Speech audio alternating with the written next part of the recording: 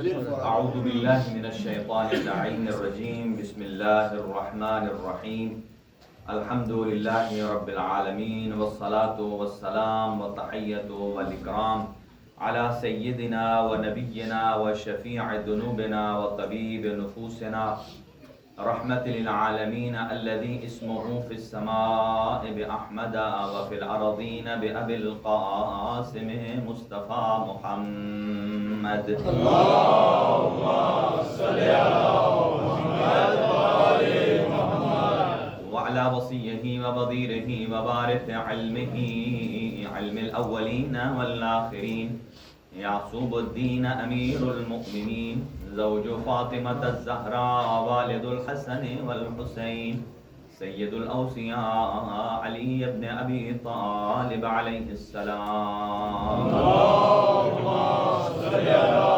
محمد وآل محمد وعلی اہل بیتہ الطیبین الطاہرین المعصومین المنتخبین المنتجبین الذین اذهب اللہ عنہم الرجس وطہرہم تطہیرا اللہم صلی علی محمد وآل محمد لا سیما علی بقیۃ اللہ الاعظم روحی وارواح العالمین لتراب مقدمہ الفدا عجل اللہ تعالی فرجہ الشریف وسهل اللہ تعالی مخرجہ الشریف ولعنت اللہ علی اعدائهم مجمعین من یومنا هذا الى قیام یوم الدین اما بعد فقد قال اللہ الحکیم فی کتابہ المتین بسم اللہ الرحمن الرحیم وَإِذْ أَخَذَ اللَّهُ مِيثَاقَ النَّبِيِّينَ صدق اللہ العلی العظیم اللہم صلی علی محمد وآل محمد. ابتدا میں چند دعائیہ کلمات ہیں. اللہ تعالیٰ کی ذات تمام مومنین اور مومنات کے حوائج شرعیہ کو پورا فرمائے اور جتنے مومنین اور مومنات نے درخواست دعا کی ہے اللہ ان کی تمام حاجات کو قبول فرمائے. خاص طور سے مریضوں کو شفائے کامل و عاجل عطا فرمائے. خاص طور سے برادر نعیم حسین صاحب کے والد صاحب مریض ہیں اللہ ان کو شفائے کلی نصیب فرمائے. ایک بچی مہروش زہرا ہیں عزیز صاحب کی بیٹی ہیں اللہ ان کو شفا نصیب فرمائے. سید کرار حیدر حمدانی صاحب ہیں اللہ تعالیٰ ان کو شفا نصیب فرمائے. مرحوم غضنفر بخاری صاحب کی اہلیہ کو اور سید اظہر شاہ جعفری ان کی ہمشیرہ مریض ہیں. سید اون شاہ صاحب ان کے والد صاحب مریض ہیں. اسی طرح سید اعظم نقوی صاحب ان کی والدہ ان کی ہمشیرہ اور ان کی بھابھی اللہ تعالیٰ ان کو شفائے کلی نصیب فرمائے. اسی طرح انتہائی محترم اور بزرگ جناب ہادی صاحب اینڈ ورک سے وہ بھی علیل ہیں ہاسپٹل میں تھے اور ابھی ریلیز ہوئے ہیں اللہ تعالیٰ ان کو شفائے کلی نصیب فرمائے. جناب سید صادق شاہ صاحب کی پوتی اور بہو اللہ تعالیٰ ان کو شفائے کامل و عاجل نصیب فرمائے. اپنی دعاؤں کی استجابت کے لیے بابا سے بلند صلوات بر محمد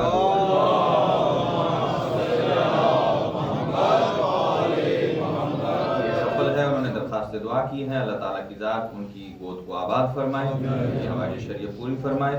اور چند ایک مومنین اور مومنات ہیں اللہ تعالیٰ ان کو در شرف ازدواج ہیں اللہ تعالیٰ ان کی تمام رکاوٹیں اور موانع ان کو دور فرمائے اور ان کے کفو کا اسباب مہیا فرمائے. اور جو بے روزگار ہیں انہیں روزگار عنایت فرمائے. جنہیں روزگار عطا کیا ہے پروردگار ان کے مال و رزق میں برکت عنایت فرما. وارث زمان امام زمان اجل اللہ تعالیٰ فرجہ شریف کا جلد از جلد ظہور فرما. ہم سب کو ان کے امان و انصار میں شمار فرما. اپنی دعاؤں کی قبولیت کے لیے ایک باواز بلند صلوات.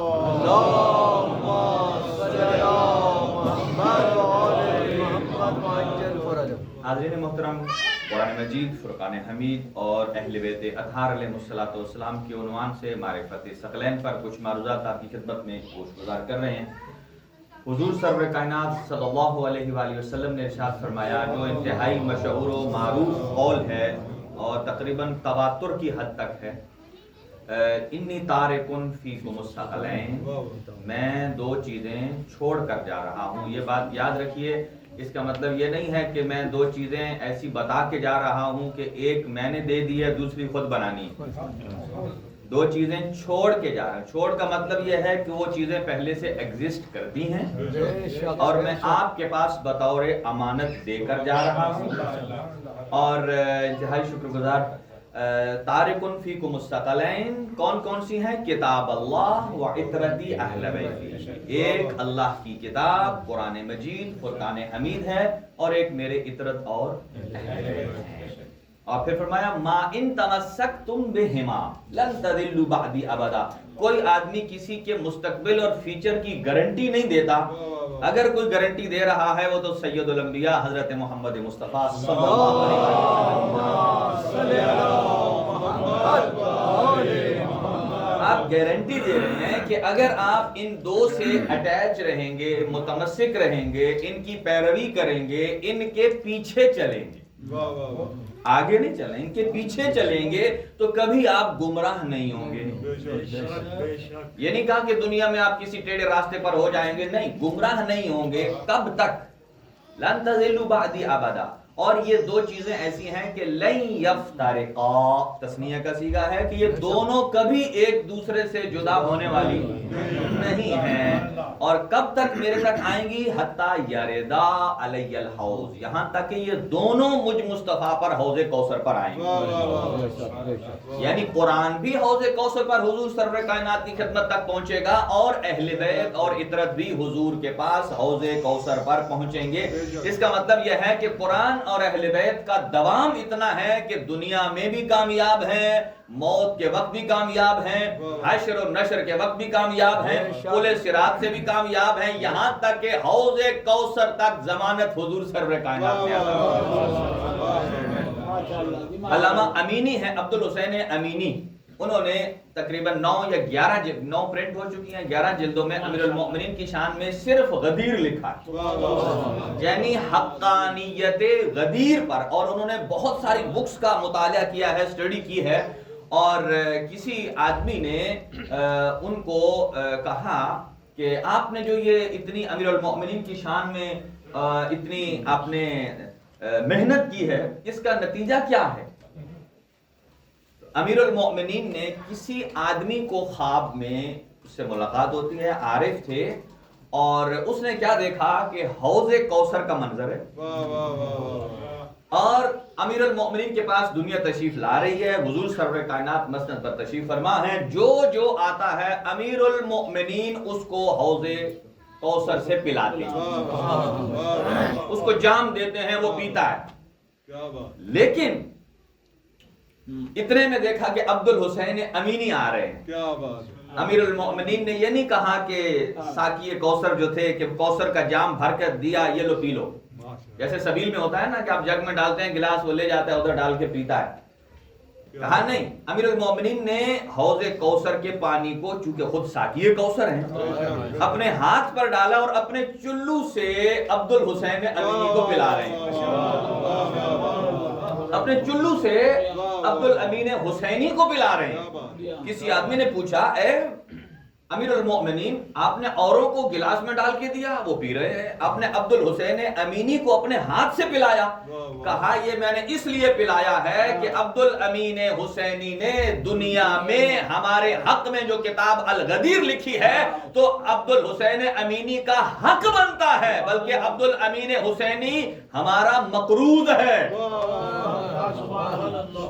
ہم اس کا قرض ادا کرنے والے ہیں، لہذا اس کو اپنے ہاتھ سے پلایا۔ اندازہ لگائیے جو امیر المؤمنین کی امامت اور ولایت پر چلتا ہے، یہ حوض کوثر تک تو گارنٹی ہے۔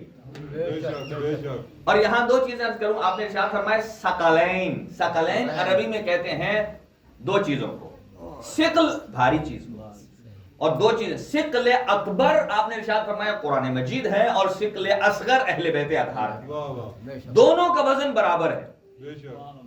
ثقلین ایسی دو چیزوں کو کہا جاتا ہے جن دونوں کا وزن، جیسے کہ آپ ترازو میں تولتے ہیں، ایک طرف 1 kg کا مثلا آپ نے ویٹ رکھا تو دوسری طرف وہ چیز جب 1 kg ہو جاتی ہے تو بیلنس میں آ جاتی ہے۔ اب ان دونوں کے برابر کا کیا مطلب ہے کہ آپ ایک ترازو لیں اور ایک طرف قرآن مجید رکھیں اور دوسری طرف اہل بیت کا فرد، کیا اس سے یہ مراد ہے وزن سے؟ ہر چیز کا ایک معنی ظاہری ہوتا ہے اور ایک معنی باطنی ہوتا ہے۔ یہ ظاہری وزن نہیں ہے، ظاہری وزن تو مراد لیں گے تو قرآن مجید کا نسخہ کتنا کا، 1 کلو کا، 2 کلو کا، 5 کلو کا، لیکن اس طرف ایک مجسم قرآن ناطق یقیناً اس اعتبار سے برابر نہیں ہے لیکن اس کی ایک چھوٹی سی ایگزامپل لیتا ہوں. حضرت یوسف علیہ السلام کو جب ان کے بھائیوں نے کنویں میں ڈالا اور وہاں سے ایک قافلے کا گزر ہوتا ہے, سورہ یوسف کا مطالعہ کیجئے, وہ ڈول ڈالتے ہیں پانی کے لیے اور ڈول کے اوپر بچہ سوار ہو کر باہر آ جاتا ہے. وہ تو حیران ہو گئے, بچے کو لیا, انتہائی خوبصورت, لے کر مصر چلے گئے, وہاں جا کر بیچا. جب اس مارکیٹ میں لے گئے کہ جہاں بیچنے کے لیے حضرت یوسف کا دام لگنے لگا, آکشن ہونے لگا کہ کون انہیں خریدے گا, کون خریدے گا ان کو, انہوں نے کہا کہ کسی نے یہ قیمت لگائی, کسی نے یہ قیمت لگائی, کسی نے یہ. جو شاہ مصر تھا اس نے کہا میں خریدوں گا. جس کے پاس یہ تھے اس نے کہا بتائیے کہ ان کی قیمت کیا ہے.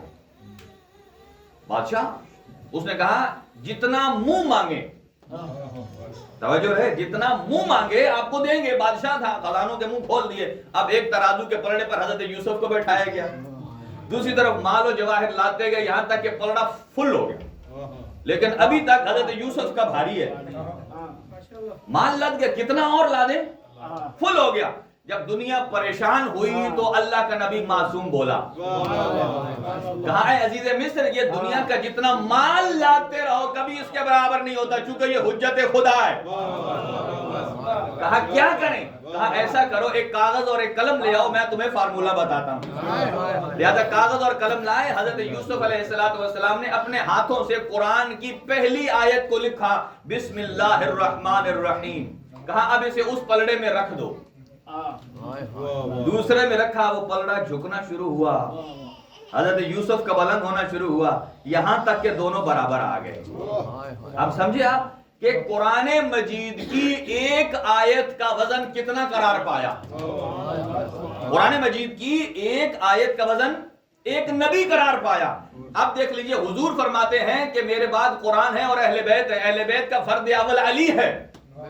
قرآن مجید ایک آیت کا نام نہیں ہے. قرآن مجید بالاتفاق نظریہ ہے کہ 6666 آیات کا مجموعہ ہے, اور اگر ایک ایک آیت پر ایک ایک نبی کو تولا جائے تو کم از کم 6666 انبیاء کی ضرورت ہے. لیکن یہاں فرمایا دو چیزیں ہیں, دونوں برابر ہیں, ایک قرآن ہے اور ایک اہل بیت ہے. تو گویا قرآن مجید کی ایک آیت کا وزن ایک نبی کے برابر ہے, اور شکل میں ایک قرآن ہے اور ایک علی ہے. آپ خود اندازہ لگا لیجئے کہ مقام عظما یہ ولایت امیر المؤمنین کتنا عظیم ہے کہ ایک طرف 666 آیات ہیں اور ایک طرف اکیلا علی ابن ابی طالب. نعرہ تکبیر,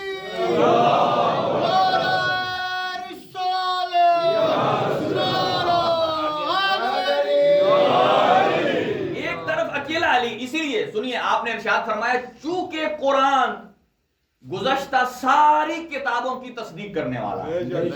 جو کچھ تورات میں ہے قرآن اس کی تصدیق کرتا ہے, جو کچھ زبور میں ہے قرآن اس کی تصدیق کرتا ہے, جو کچھ انجیل میں ہے قرآن تصدیق کرتا ہے, جو کچھ انبیاء اور آسمانی صحیفوں میں ہے قرآن مجید اس کی تصدیق کرتا ہے. چونکہ قرآن ایک جامع کتاب ہے اور سب سے آخری ہے, نہ اس کے بعد کوئی کتاب آنی ہے اور نہ کوئی آئے گی, آخری آسمانی دینی کتاب ہے.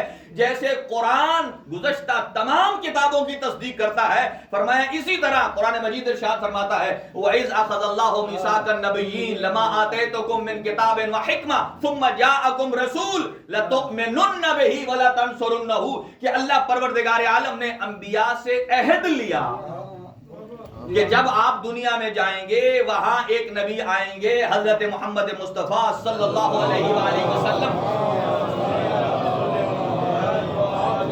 جو تصدیق کرنے والے ہوں گے آپ کے دین کے, آپ کے ادیان کی. تو آپ کا کام یہ ہے, یہ انبیاء سے اللہ عہد لے رہا ہے, اور انبیاء وہ ہیں کہ جو پہلے گزر چکے ہیں. کیا عہد لے رہا ہے کہ لَتُؤْمِنُنَّ بِهِ, عربی ہے, قاری صاحب تصدیق فرمائیں گے کہ نون تاکید ثقیلہ لَتُؤْمِنُنَّ, اس کا مطلب یہ ہے اے سارے کے سارے انبیاء لازمی ہے, آپ پر واجب ہے کہ آخری نبی کی مدد کریں. صرف ایمان لانا نہیں, لَتُؤْمِنُنَّ بِهِ, آپ پر واجب ہے ان پر ایمان بھی لائیں, وَلَتَنصُرُنَّهُ, اور ان کی مدد بھی کریں. اب کوئسچن یہ ہے کہ انبیاء 1,23,999 حضور سے پہلے گزر چکے. اللہ فرما رہا ہے جب وہ نبی آئیں گے تم نے ایمان بھی لانا ہے ان کی مدد بھی کرنی ہے۔ اب مجھے بتائیے، یا تو وہ سارے کے سارے انبیاء دوبارہ پلٹ کر آئیں، اگر پلٹ کر وہ نہیں آ رہے یا نہیں آتے یا نہیں آئے تو اس کا سلوشن کیا ہے؟ تو فرمایا، اسی لیے سنیے، انبیاء کے وارث حضرت رسول خدا صلی اللہ علیہ وسلم نے ارشاد فرمایا، آپ نے فرمایا من ينظر الى آدم في علمه والى نوح في حلمه والى ابراہیم في خلته والى اسماعیل في ذبحه والى یعقوب في صبره والى یوسف في جماله والى موسیٰ في ہیبته والى عیسیٰ في زہده وَإِلَى مُحَمَّدٍ فِي جَمَالِهِ وَكَمَالِهِ۔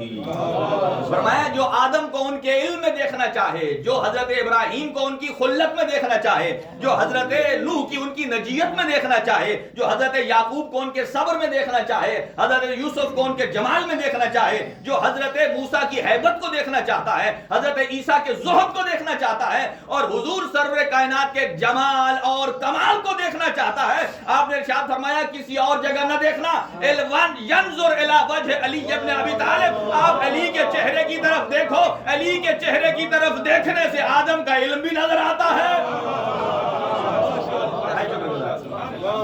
حضرت نوح کی خلت بھی نظر آتی ہے، حضرت عیسیٰ کا زہد بھی نظر آتا ہے، حضرت یوسف کا جمال بھی نظر آتا ہے۔ اب آ جائیے، اللہ نے عہد لیا، اے انبیاء جب حضور آ جائیں ان پر ایمان بھی لانا، ان کی نصرت بھی کرنا۔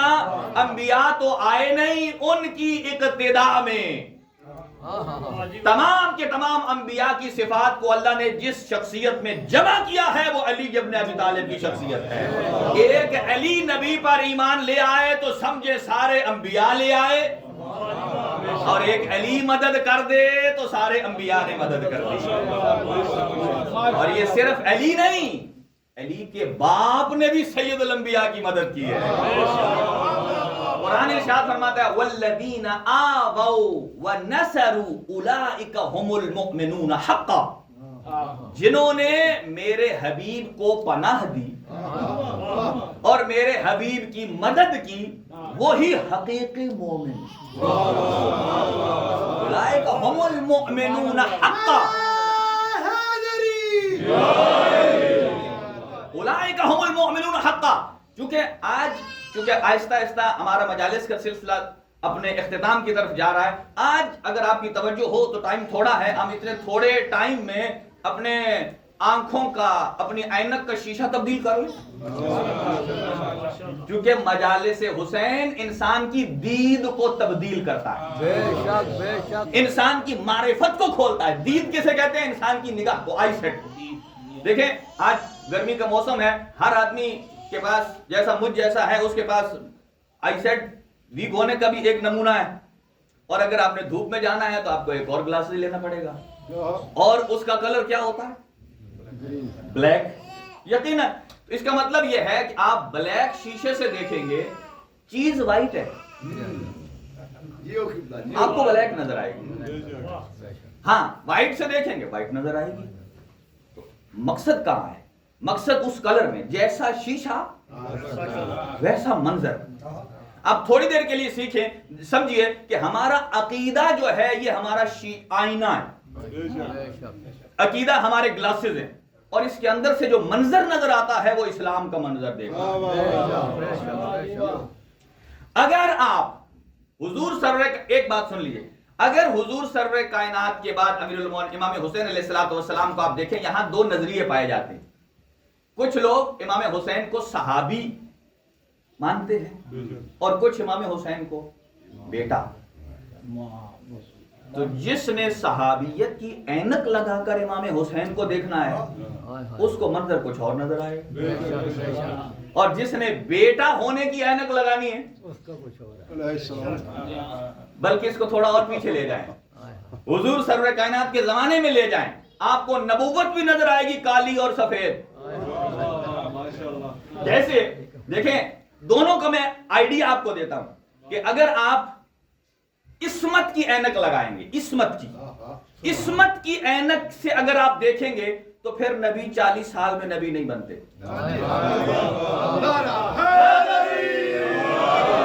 اگر آپ نے عصمت عصمت کی عینک سے دیکھنا ہے تو نبی تب سے نبی ہے جب سے نبی آئے،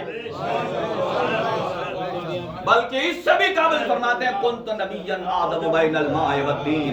بلکہ ایک جملہ ٹھہر کے عرض کرتا جاؤں آپ کی طبیعتوں کو منور کرنے کے لیے، یہ آل محمد اور اصحاب کے سٹیٹس میں فرق ہے۔ کیا آل محمد وہ ہیں کہ جو وجہ تخلیق کائنات،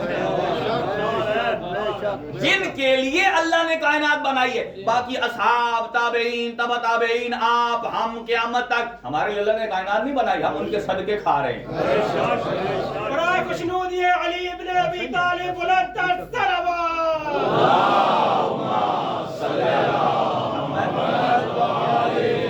دیکھیے حدیث قصہ بڑی ہی مستند روایت آپ ہر روز پڑھتے ہیں، ہر شب جمعہ پڑھتے ہیں۔ میں نے حدیث قصہ نہیں پڑھنی، ایک جملہ سن لیجئے۔ اللہ تعالیٰ کی ذات ارشاد فرما رہی ہے ملائکہ سے خطاب کر کے، قُلِ اعْلَمُوا یا ملائکتی وَيَا سُكَّانَ سَمَاوَاتِ إِنِّي مَا خَلَقْتُ السَّمَاءَ مَبْنِيًّا وَلَا أَرْضًا مَدْحِيًّا وَلَا قَمَرًا مُنِيرًا وَلَا شَمْسًا مُضِيًّا وَلَا فَلَكًا يَدُورُ وَلَا بَحْرٍ يَجْرِي إِلَّا فِي مَحَبَّةِ هَؤُلَاءِ الْخَمْسَةِ الَّذِينَ تَحْتَ الْكِسَاءِ۔ میں کبھی اے آسمان کے ملائکہ، میں کبھی آسمان کو شامیانہ نہ بناتا، کبھی زمین کو بچھونا نہ بناتا، کبھی سورج میں روشنی عطا نہ کرتا، کبھی چاند میں مٹھاس نہ دیتا، کبھی پانی سمندروں میں پانی رواں نہ کرتا، کبھی پانی کے اوپر کشتیوں کو رواں نہ کرتا۔ اگر یہ ساری کائنات میں نے بنائی ہے تو وجہ خلقت کائنات یہی 5 ہستیاں ہیں جو چادر کسا کے نیچے، چادر کے ساتھ۔ تو آئیے دوبارہ اپنی اسی اینک پر آ جائیں۔ اگر عصمت کی اینک سے دیکھتے ہیں تو حضور 40 سال سے نبی نہیں ہے۔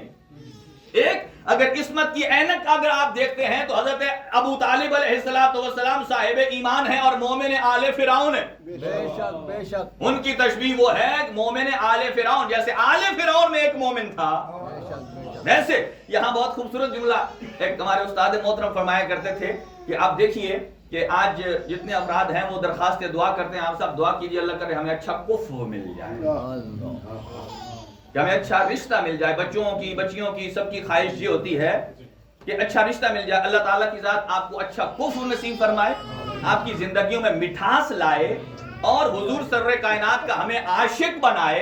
آپ اندازہ لگائیے، ہم جو یہاں بیٹھے ہیں، اگر ہمارے آنے والی نسل کوئی ہمارے جانے کے 100 سال بعد کو ہماری یہ ویڈیو دیکھے جو آج کیپچر ہو رہی ہے، اور وہ تو دیکھیں گے، وہ کہیں گے ہمارے والدین کا نظریہ کیا تھا،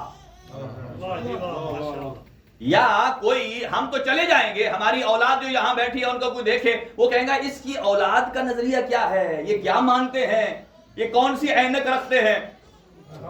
تو ہمیں تو انہوں نے دیکھا نہیں ہے، تو ہماری اولاد کو دیکھیں گے اولاد کا یہ نظریہ ہے تو والدین کا بھی وہ ہوگا، چونکہ یہ ان کی گود میں پلے ہیں۔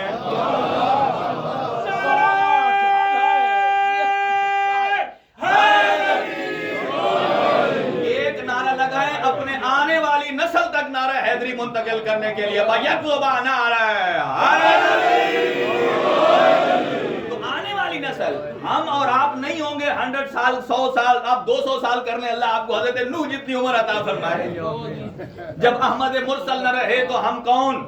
بہرحال اگلی نسل میں آپ وہ دیکھیں گے، وہ کہیں گے آپ اس کے باپ کو اگر دیکھنا ہے، اب اسے تو ہم نکال نہیں سکتے، آپ اس کے بچے کو دیکھ لیں، جو عقیدہ بچے کا ہے وہی باپ کا ہے، جو عقیدہ توحید بچے کا ہے وہی باپ کا ہے، جو عقیدہ توحید، نبوت، امامت، قیامت بچے کا ہے وہی باپ کا ہے۔ رسول خدا صلی اللہ علیہ وآلہ وسلم نے یہ حدیث ارشاد فرمائی ہے کہ کل مولود یولد علی فطرت الاسلام بل ابواہ یحودانہ ویمجسانہ وینصرانہ، کہ جو بھی بچہ جہاں پیدا ہوتا ہے، جہاں بھی ہو، وہ فطرت اسلام پہ پیدا ہوتا ہے۔ ہاں اپنے والدین کی وجہ سے، ان کی تربیت کے اثر کی وجہ سے، جو یہودی کے زیر اثر ہے وہ یہودی ہو جائے گا، جو نصرانی کے زیر اثر ہے وہ نصرانی ہو جائے گا، جو مسلمان کے زیر اثر ہے وہ مسلمان ہو جائے گا۔ یہ اس تربیت کا اثر ہے، یعنی اس کی وجہ سے آپ دیکھ سکتے ہیں ریورس ہو کر ان کے والدین کا کون سا نظریہ ہے۔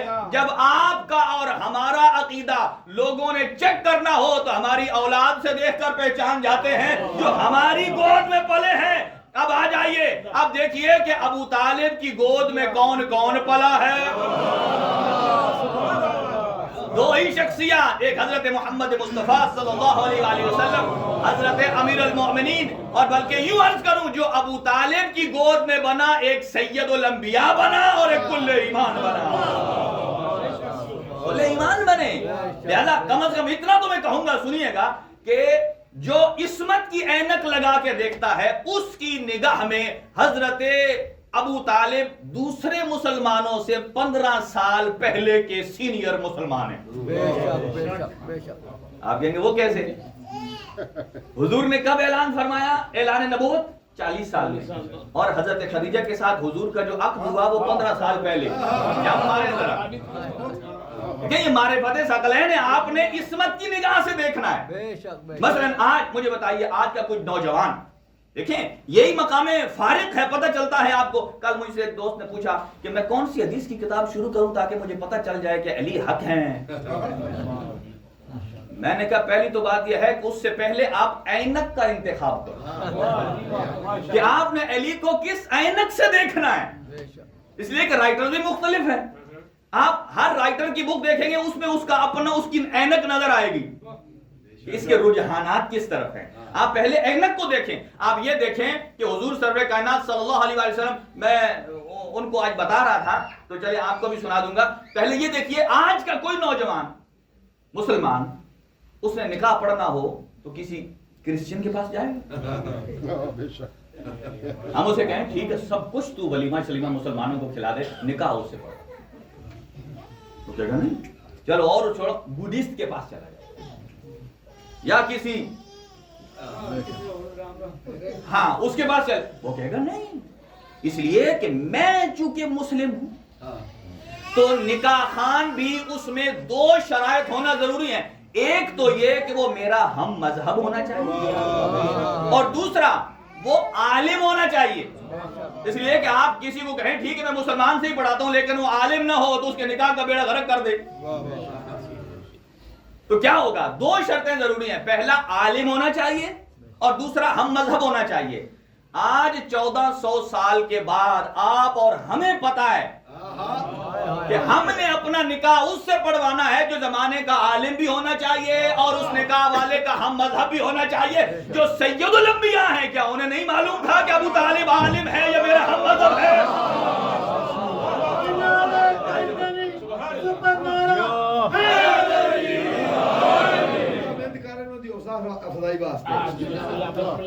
جہنم دے رستے دے رائی دے پترا، جنگا وچوں بھجدے سپاہی دے پترا، نکاح دا محمد دا عمران نے پڑھیا، تو کیوں بھوکنا ہے بے نکاحی دے پترا؟ نعرہ ہے۔ لہذا آج کے مسلم کو یہ سمجھنا چاہیے، اس لیے کہ اس میں کوئی ڈاؤٹ نہیں ہے، کوئی دو رائے نہیں ہے، حضور سرور کائنات ختم مرتبت کا جو عقد پڑا ہے وہ حضور سرور کائنات کے چچا حضرت ابو طالب کے علاوہ کسی اور صحابی کے والد نے نہیں پڑھا، اگر پڑھا ہے تو کل ایمان کے باپ نے پڑھا، کل ایمان کے باپ نے پڑھا۔ اور یہاں بہت خوبصورت جملہ ہے کہ جہاں جہاں تک لے جائیں پورے اسلام پر اگر کسی کا خرچ ہے تو ابو طالب علیہ السلام کا ہے۔ شیخ نوشن ندوی کے اچھے جملے ہیں، وہ کہتے ہیں حیدر ہو کہ حسنین ہو کہ سجاد خدا ہو، حیدر ہو کہ حسنین ہو کہ سجاد خدا ہو، باقر ہو کہ صادق ہو کہ موسیٰ کاظم ہو، رضا کے بعد تقی ہو کہ نقی ہو، یا حسن عسکری انجم بقبا ہو، یا 12ویں آخر کے حجابوں میں چھپا ہو، ہر جز اس کا غالب سے ملے گا، اس گھر کے ہر فرد کا شجرہ ابو طالب سے، ہر فرد کا شجرہ ابو طالب سے ملے گا۔ اور یہاں تک عرض کرتی ہوں آپ کی خدمت میں، دیکھیں کل ہمارے ایک اہل سنت کے دوست ہیں، انہوں نے مجھے اس نقطے کی طرف متوجہ کیا، اور وہ کہتے ہیں دیکھیے حضور سرور کائنات نے جب دعوت ذوالعشیرہ میں جلدی اس کو 2 جملوں میں کنکلوڈ کر کے آگے جا رہا ہوں، کہ جب امیر المومنین کی ولایت کا اعلان کیا، فرمایا یا ایھا رسول بلغ ما انزل الیک من ربک ان لم تفعل فما بلغت الرسالہ۔ آگے جملہ فرمایا واللہ یعصمک من الناس، کہ جہاں آپ کو خطرہ ہے اللہ اس خطرے سے آپ کو ضمانت دیتا ہے۔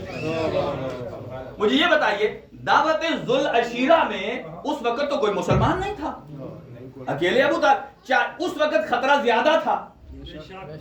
جب انہوں نے دعوت بلائی ابو لہب آیا، ابو جہل آیا، چھوڑ کے چلے گئے، بدمزگی ہوئی، ایک دن جاؤ، دوسرے دن، تیسرے دن حضور نے فرمایا کون ہے میری مدد کرے؟ ایک ہی کھڑا ہوا، انا علی ابن ابی طالب۔ وہاں خطرہ زیادہ تھا، وہاں اللہ نے آیت نہیں بھیجی۔ اب اسلام ڈیولپ ہو چکا ہے، حج کے موقع پر 1,25,000 تو صرف حاجی تھے، جو کہ ایک چنا ہوا مجمع ہے، تازے چنا ہوا مجمع، تو 1.25 مسلمانوں میں کس چیز کا خطرہ ہے؟ چاہیے تو ذوالعشیرہ میں خطرہ ہوتا۔ توجہ رہے، کیا خوب انہوں نے کہا، چونکہ دعوت ذوالعشیرہ میں ایک مرد میدان ابو طالب کی شکل میں تھا۔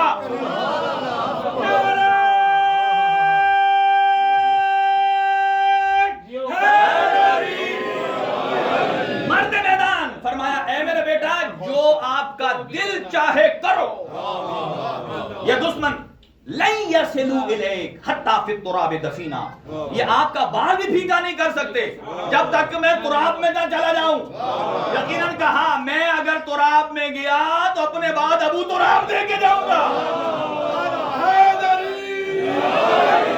حتی فی التراب دفینا، اور یہاں تک جب اعلان کیا حضور نے، اب سنیے، جب ابو لہب نے ٹوکنے کی کوشش کی، توجہ رہے میری طرف، تو حضور سرور کائنات کے دفاع میں حضرت ابو طالب نے کیا کہا اس کو؟ فرمایا، توجہ رہے، اس نے نازیبہ الفاظ استعمال کیے ابو جہل نے۔ حضرت ابو طالب نے فرمایا اسکت یا حمار، حمار کہتے ہیں گدھے کو، اسکت یا حمار، چپ ہو جا ہے گدھے۔ گویا حضرت ابو طالب علیہ السلام نے بتا دیا کہ جو میرے مصطفیٰ کے مقابل میں آئے، جو میرے مصطفیٰ کی توہین کرے، وہ تو انسانیت سے ہی بہرا ہو گیا، وہ تو گدھوں کی حالت میں چلا گیا۔ اور پھر وہاں ایک جملہ ارشاد فرمایا، بہت سارے ایسے الفاظ ہیں حضرت ابو طالب علیہ السلام نے پہلے کہے، اللہ نے قرآن میں بعد میں شامل کیے، بہت سارے ایسے ہیں۔ اور خود حضرت عبداللہ کے جو حضرت ابو طالب کے والد ہیں ان کی قربانی، یا خود حضرت عبداللہ علیہ السلام کی قربانی، اس کے بارے میں بھی یہی روایت ہے۔ اب سنیے، جب کہا نا کہ اٹھ میرا بیٹا، عربی میں اس کو کہتے ہیں قم یا سیدی و مولائی ما انزل الیک، اے میرا سید و سردار اٹھئے اور جو اللہ نے نازل کیا ہے اسے پہنچا دیجیے۔ ابھی غدیر نہیں آیا، ابھی ذوالعشیرہ ہے، تو میں قم یا سیدی، ابھی آیت نہیں آئی۔ 23 سال پہلے کہا اٹھ میرے سید و سردار، جو اللہ نے نازل کیا ہے اسے پہنچا دیجئے۔ تو اللہ پروردگار عالم نے فرمایا حل جزاء الاحسان الا الاحسان، اے میرے ابو طالب تو نے میرے مصطفیٰ کو سیدی و مولائی کہا ہے، تو یہ جزاء الاحسان الا الاحسان، احسان کا بدلہ احسان یہ ہے۔ آج ابتدائی نبوت میں تو نے میرے مصطفیٰ کو مولا کہا ہے، انتہائی نبوت میں تیرے بیٹے علی کو مولا کہا۔ لہذا اینک بدلنی ہے، اینک عصمت لگائیں گے اس سے کچھ اور نظر آئے گا، اگر اس اینک عصمت کی نہیں لگائیں گے اس سے یہ نظر آئے گا کہ امام حسین صحابی ہیں، صحابی نہیں، ہاں اس سے رضی اللہ بھی نظر آئے گا۔ اگر عصمت کی اینک لگائیں وہاں سے علیہ السلام نظر آئے گا۔ بہت ساری چیزیں ہیں لیکن میں ان کو آج چھوڑ رہا ہوں، اور گفتگو اس مرحلے پر ہے۔ حضور سرور کائنات نے ارشاد فرمایا انا و علی ابوا هذه الامہ، میں اور علی اس امت کے دو باپ ہیں۔ دیکھیے ایک اور مقام پر آپ ارشاد فرماتے ہیں ثلاثۃ لم یشم رائحۃ الجنہ، 3 قسم کے افراد ایسے ہیں جو جنت میں جانا تو دور کی بات ہے 6000 سال قبل جنت کی خوشبو بھی نہیں سونگھ سکے۔ ان میں سے ایک پہلا عاق الوالدین، جسے والدین عاق کر دیں، اور دوسرا جو کسی پاک دامن مرد یا عورت پر تہمت لگائے، تیسرا جو کسی کا مال غصب کرے۔ اب یہاں آ جائیے، یہ نہیں کہا کسی معصوم کا، اگر کوئی غیر معصوم بیٹا اپنے غیر معصوم باپ کا نافرمان ہو جائے تو 6000 سال قبل جنت کی خوشبو نہیں سونگھ سکتا، تو بتائیے جو محمد و علی جیسے باپ کا نافرمان ہو جائے وہ جنت میں جا سکتا ہے؟ قطعاً نہیں۔ آج جن کی مصیبت پڑنے والے وہ ہے ہم شکل پیغمبر۔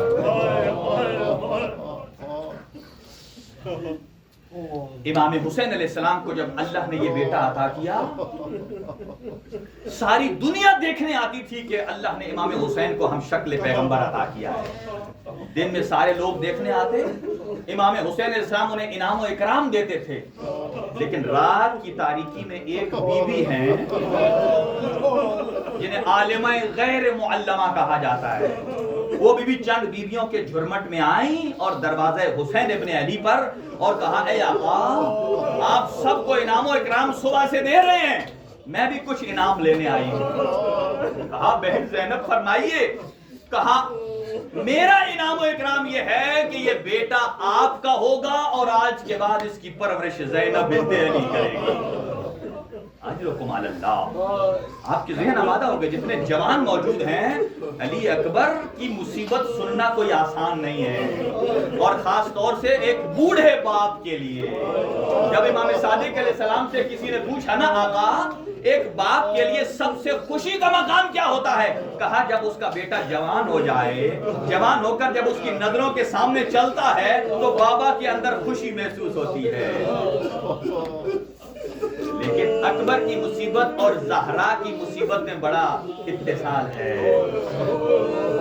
ملا عباس سے مازندرانی ہیں، وہ سے زیارت مظلوم کربلا کو جاتے ہیں، اور جیسے ہی وہاں پہنچے راستہ طولانی تھا، وہاں پہنچ کر ان کے پاس ایک کتاب تھی جس میں مسائل لکھے ہوئے تھے، کہا آج میں اسے کھولتا ہوں، جو مصیبت نکلی وہ آج روضہ حسین پر پڑھوں۔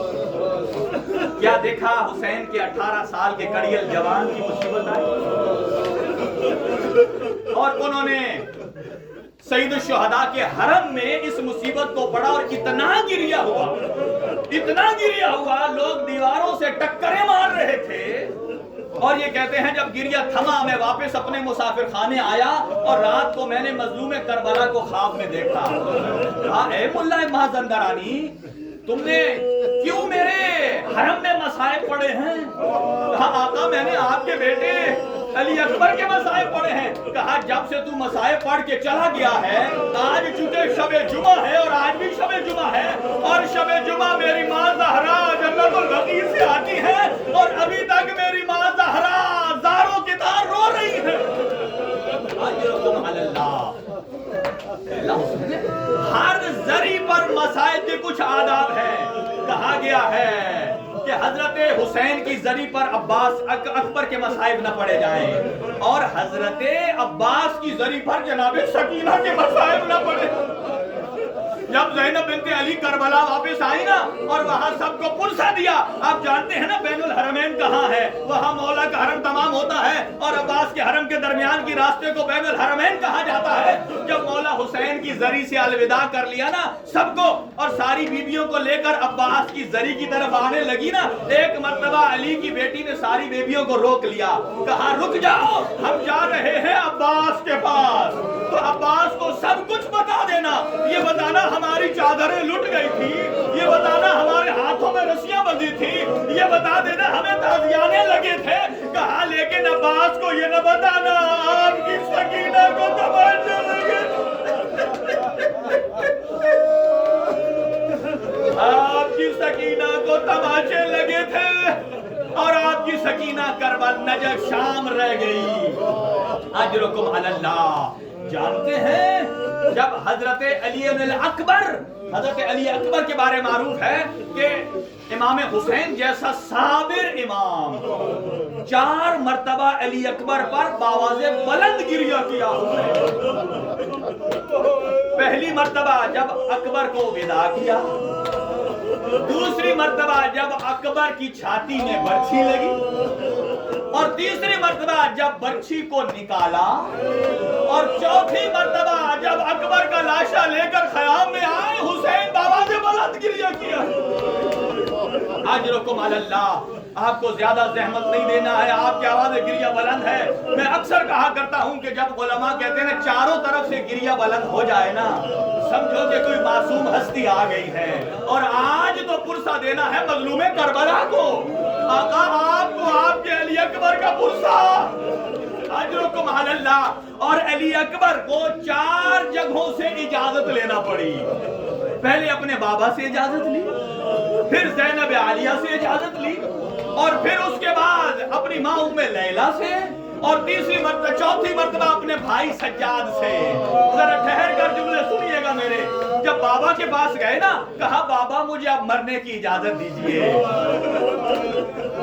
یہ آل محمد میں سے پہلے شہید ہے، اس سے پہلے سارے اصحاب گئے تھے، اور جب کہا نا بابا مجھے مرنے کی اجازت دیجئے، حسین ابن علی نے بول کر نہیں کہا جائیے۔ حسین ابن علی نے انوکھا انداز اپنایا ہے، اللہ سے مناجات کی ہے، اور مناجات کے ذریعے اکبر نے سمجھا میرے بابا نے مجھے اجازت دی ہے۔ جب اکبر نے کہا نا میں مرنے جا رہا ہوں، امام حسین نے ہاتھ بلند کیے، فرمایا اللہم اشہد علی ہؤلاء القوم قد برز الیہم غلام اشبہ الناس خلقا و خلقا و منطقا برسول اللہ۔ اے اللہ تو گواہ رہنا، اب فوج اشقیاء کی طرف میں اسے بھیج رہا ہوں جو بولنے میں، خلق میں، گفتار میں، رفتار میں میرے نانا کی شبیہ ہے۔ اور جب کہا نا تو کہا میرے بیٹا تیرے سے مجھے 2 سہارے ملتے ہیں، تیرا نام علی ہے، مجھے بابا کا سہارا ملتا ہے، تیرا نام تو ہم شکل پیغمبر ہے، مجھے رسول خدا کی شباہت کا احساس ہوتا ہے، اور اجرکم علی اللہ۔ اس کے بعد جناب زینب بنت علی کے پاس جاتے ہیں، اور جس ماں نے پالا تھا، میں نے کل بھی کہا کہ 18 کربلا کے جوان زینب عالیہ نے پال کر حسین کو دیے تھے۔ اور جب گئے اور کہا ان اللہ و ملائکتہ یصلون علی النبی، اجازت چاہتے ہیں، کہا اپنی پالنے والی ماں ام لیلہ سے اجازت لیجئے۔ اجرکم علی اللہ۔ جملے ذرا سخت ہیں، سنیے گا عزادارو۔ اور ادھر جب اپنی ماں ام لیلہ کے پاس آئے، اور ماں ام لیلہ نے روکا نہیں، لیکن ایک جملہ کہا اکبر تیرے بغیر میں جی نہیں سکتی، اے اکبر تیرے بغیر میں جی نہیں سکتی۔ جب یہ جملہ سنا، اکبر نے کہا اے میری اماں مجھے اتنا بتائیے، اگر کل محشر کے میدان میں میری دادی فاطمہ الزہرا آپ سے پوچھ لے کہ میرا حسین مارا جاتا رہا اور آپ نے اپنے اکبر کو روک لیا، تو کیا جواب دے گی؟ تو کہا اے میرا بیٹا تیرے بابے کا مقام مجھ سے زیادہ، ام لیلہ تجھے اجازت۔ اجرکم علی اللہ۔ اب پھر مظلوم کربلا کے پاس آتے ہیں، اجرکم علی اللہ۔ اب مظلوم کربلا نے کیا کیا؟ مظلوم کربلا نے اکبر کے سر پہ دستار بندھائی، اور بنو ہاشم کے قبیلے کی روایت یہ ہے کہ جب بچہ 7 سال کا ہو جائے نا، اس کے سر پر دستار بندھا دیتے ہیں۔ اکبر جب 7 سال کے تھے نا، تو پھپھی زینب کبریٰ نے امامہ بندھایا تھا، اور اس کے بعد ماں ام لیلہ نے بندھایا، اور امام فرماتے ہیں مظلوم کربلا اے اکبر میں کبھی سوچتا تھا کہ کبھی میں اپنے اکبر کو بھی دستار بندھاؤں۔ اجرکم علی اللہ۔ ابھی جب دستار باندھنا شروع کی، روایت کے الفاظ یہ ہیں ادھر سے امامے کے پیچ دیتے جا رہے ہیں، اور ادھر مظلوم کربلا قرآن کی آیت پڑھ رہے ہیں وَلَنَبْلُوَنَّكُمْ بِشَيْءٍ مِّنَ الْخَوْفِ وَالْجُوعِ وَنَقْصٍ مِّنَ الْأَمْوَالِ۔ اور جب آخری پیچ آیا نا، تو آخری آیت کو پڑھا قَالُوا إِنَّا لِلَّهِ وَإِنَّا إِلَيْهِ رَاجِعُونَ۔ اللہ آپ کی جوانیوں کو سلامت رکھے حضرت علی اکبر کے صدقے۔ اور کیا کیا؟ مظلوم کربلا نے اکبر کی قمیض کو ادھر دائیں سے بھی پھاڑ دیا اور بائیں سے بھی پھاڑ دیا۔ اب کہا جائیے بیویوں سے اجازت لیجئے۔ اب جب بیویوں کے خیام میں گئے، اب شیخ الجامعہ مولانا